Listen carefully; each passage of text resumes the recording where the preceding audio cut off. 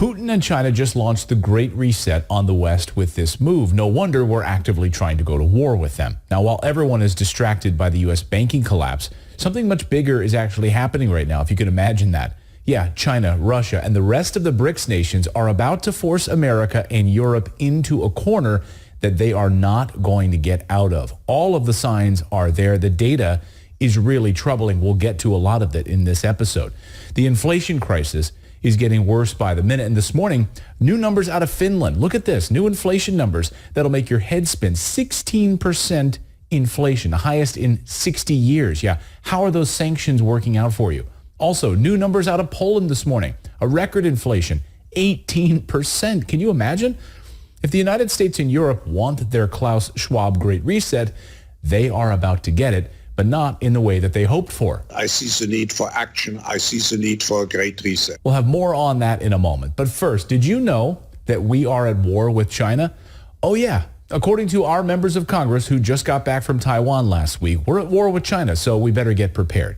Here's Representative Tony Gonzalez, who just returned from Taiwan, where we just sent a whole bunch of weapons. I just got back from a trip from Taiwan. It's the second trip to Taiwan in the past 14 months. I know what war looks like. We're at war. I mean, this is a war. What the hell? Who the heck voted for war against China? Did you? I sure as hell didn't. Do these people even understand what they're saying? The deep state is actively pushing for war with China as the U.S. dollar continues its downward spiral into oblivion. Here's Representative Chris Stewart this week calling for the abolition of the one China policy, meaning Taiwan is not part of China anymore. And that's enough, of course, to provoke China into a war that the U.S. will not win, no matter how hard we try. And this week, the U.S. announces it's sending nuclear submarines to Australia as part of the AUKUS deal. Now, even Australian newspapers said, we're ready for war with China. Australia is a proxy, of course, for the United States. We will use Australia as a launching pad for war. It's an island that has really become nothing more than a military base for the United States. Even Sky News Australia just put out a new war preview with China documentary. Watch this. The United States will go to war if necessary in order to protect Taiwan. Are we ready for war? We are acting as quickly as we can. I pray that they will get it right. So get ready is the message. It's all propaganda. It's coming right from the deep state, of course. A U.S. top general is also telling his troops to get ready for war by the year 2025. General Minihan just sent a letter to his troops telling them to get ready. Well, of course, this is all happening for a reason. They're scared shitless about what Russia and China are doing, which is building an economic behemoth that the West can't compete with. So get ready for war. Now, as my wife pointed out this week about the United States, nothing is scarier than someone losing power, because people who are losing power do violent and desperate things. We're watching the United States and the U.S. dollar losing tremendous global power. And China is now getting ready for massive U.S. war sanctions. This morning we learned that China is dumping massive amounts of U.S. debt. The data comes right from the U.S. Treasury.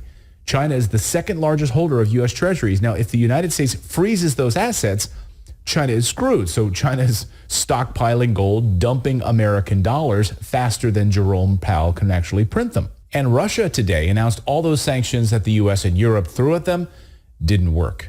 Now, I'm going to read from today's report. Quote, the Russian economy is developing in a new way, with GDP expected to grow as soon as the second quarter of this year, President Vladimir Putin predicted on Thursday. Speaking at a conference this week, Putin said the country had managed to fully compensate for the loss of access to Western markets.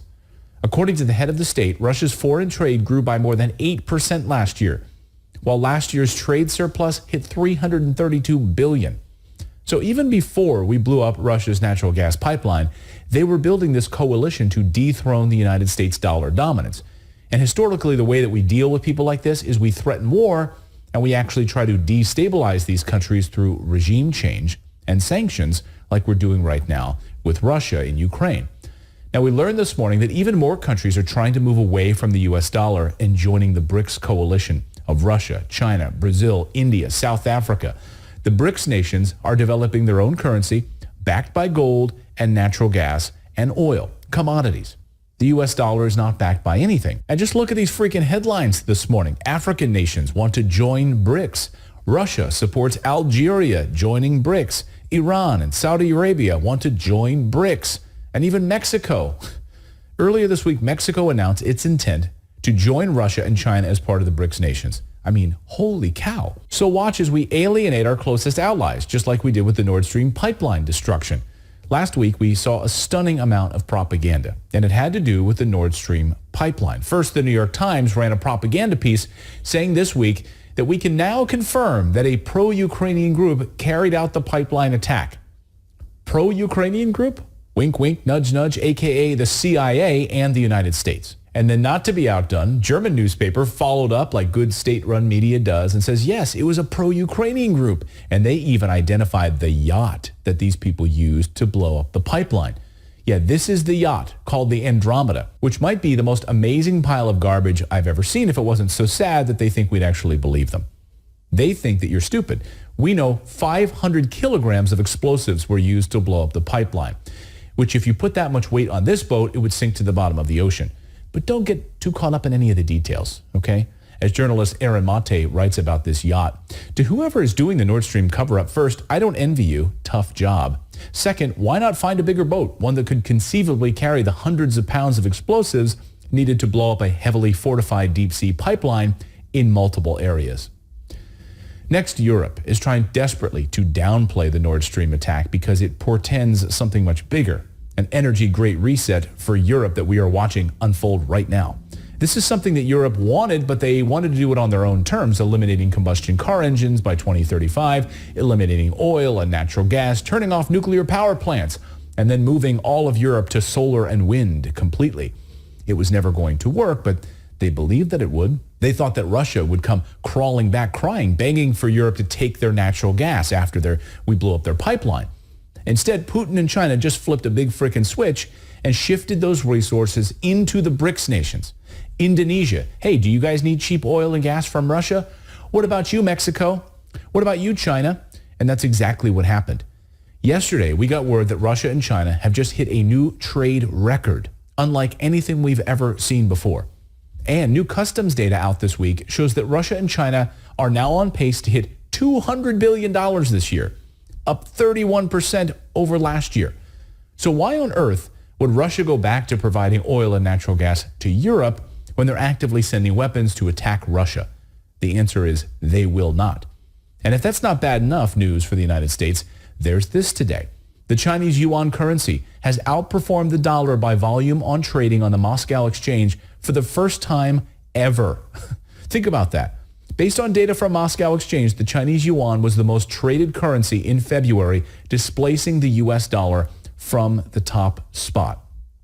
And we got our clearest indication from China last week, right from the mouth of the President Xi Jinping, that they are not going to take this any longer from the United States, that they view what the United States is doing as suppression of China.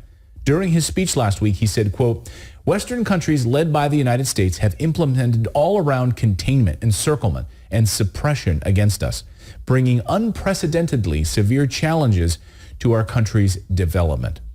When have you ever heard a Chinese president talk that way? Well, the answer is you haven't, because they don't. This is unprecedented. So the biggest supplier of cheap natural gas just vanished from the European market.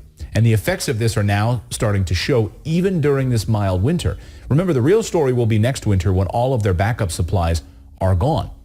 Now Russia's natural gas is gone, and Bloomberg reports that the energy crisis will cost Germany $1 trillion. You can send that bill to the United States. And because of Russia's gas restrictions, we've seen the largest inflationary shock in Europe since World War II, even beating that of the oil crisis in the 1970s. Also this week, we learned that Germany is warning of electrical outages. According to the Welt am Sonntag newspaper, Germany should expect power cuts, that over the next 2 years, they won't be able to handle the extra load to the power grid now that their power supplies have been cut, unless they can get new forms of cheap energy, which we'll get to in a minute. And just this morning, Bloomberg reporting that energy prices are soaring across Europe. Gas futures up 21%, which is the most since June. This will destroy lives and businesses. This comes at a time when natural gas prices have actually dropped significantly. So even though the prices have dropped, Europe is paying more than ever for natural gas. Imagine that for a second. Imagine when those natural gas prices go back up, which they will.